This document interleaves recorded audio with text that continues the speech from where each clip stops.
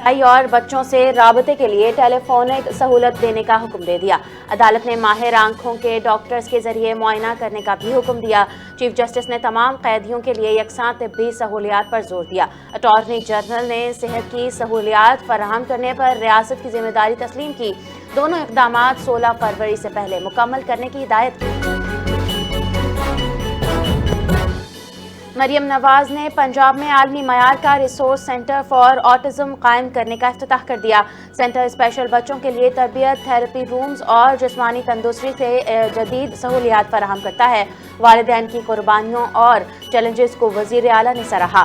ریاست کا کام صرف انفراسٹرکچر نہیں، شہریوں کو ہر جگہ مدد فراہم کرنا ہے۔ تھراپی روم سائیڈ پروف بنانے کے لیے ہوں گے تاکہ بچے خود بولنا سیکھ سکیں۔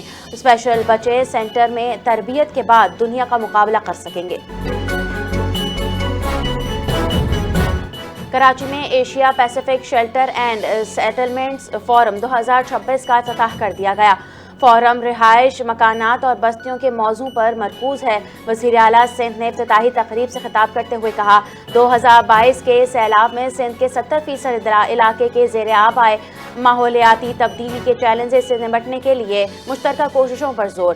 سیلاب متاثرین کے لیے گھروں کی تعمیر کا منصوبہ شروع کیا گیا۔ بلاول بھٹو کی سیلاب متاثرین کے لیے خدمات کو وزیر اعلیٰ نے سراہا۔ خاتون اول آصفہ بھٹو زرداری کا Asia Pacific shelter and settlements forum 2026 سے خطاب۔ فورم شیلٹر، استحکام اور محفوظ رہائش کے مسائل پر مختلف آراء کو یکجا کر رہا ہے۔ آصفہ بھٹو نے کہا، سندھ کا people's housing for flood affectees programme دنیا کا بڑا ہاؤسنگ منصوبہ ہے۔ خاتون اول نے کہا، مکانات اور زمین خواتین کے نام کر کے وقار، تحفظ اور مالی شمولیت کو مضبوط کیا گیا۔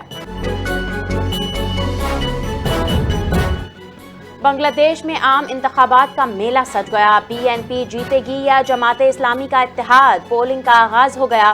12 کروڑ 76 لاکھ سے زائد ووٹرز ملک کو نئی قیادت دیں گے۔ بی این پی کے طارق رحمان اور جماعت اسلامی کے شفیق الرحمان وزارت عظمیٰ کے مضبوط امیدوار۔ 300 نشستوں کے لیے 50 سیاسی جماعتوں اور 249 آزاد امیدواروں میں مقابلہ ہوگا۔ بنگلہ دیش میں پولنگ جاری۔ شفیق الرحمان کا دھاندلی کی صورت میں سخت رد عمل کا انتباہ۔ امیر جماعت اسلامی نے دعویٰ کیا، کامیابی کی صورت میں پہلے اسلام پسند حکومت قائم ہو سکتی ہے۔ ناہید اسلام نے مطالبہ کیا کہ صرف آزاد اور منصفانہ انتخابات قبول ہوں گے۔ نیشنل سٹیزن پارٹی سربراہ نے زندگی میں پہلی بار ووٹ ڈال دیا۔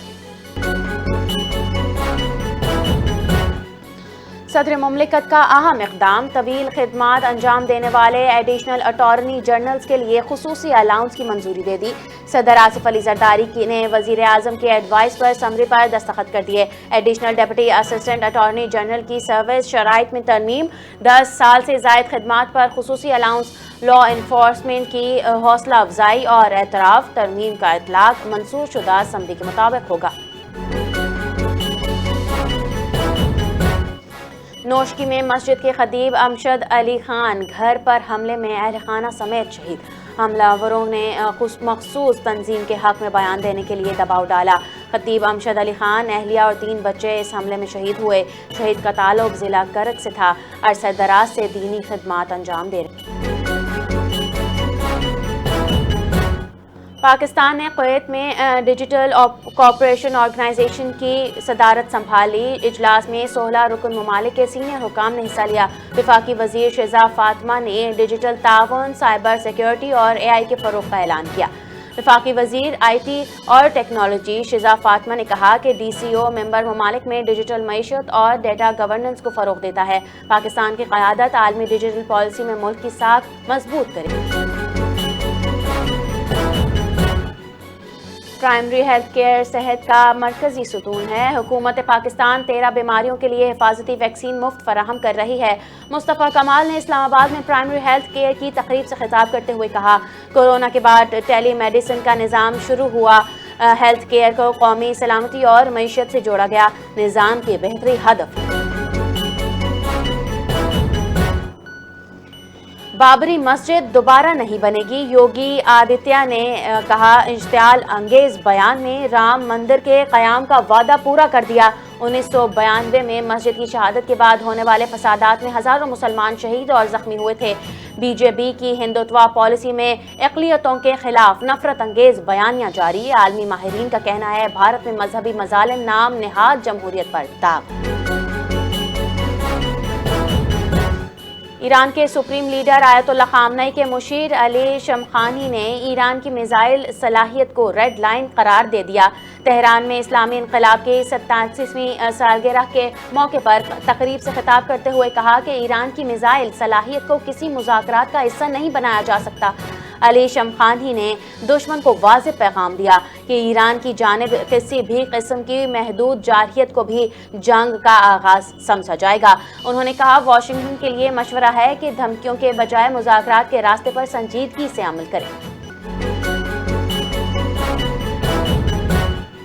افغانستان سنگین انسانی، معاشی اور سلامتی بحرانوں کی لپیٹ میں ہے۔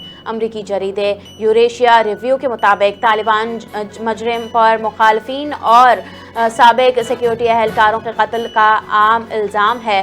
رپورٹ میں افغانستان میں فتنہ الخوارج سمیت 20 سے زائد دہشت گرد گروپوں کی موجودگی کا دعویٰ بھی کیا گیا۔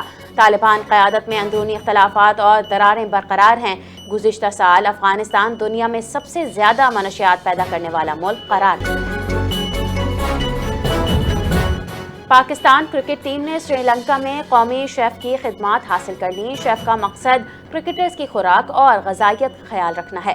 کھلاڑیوں کے لیے روایتی پاکستانی کھانوں سمیت مختلف ڈشز دستیاب۔ شیف کھانے پریکٹس اور میچز کے دوران بھی ڈریسنگ روم میں فراہم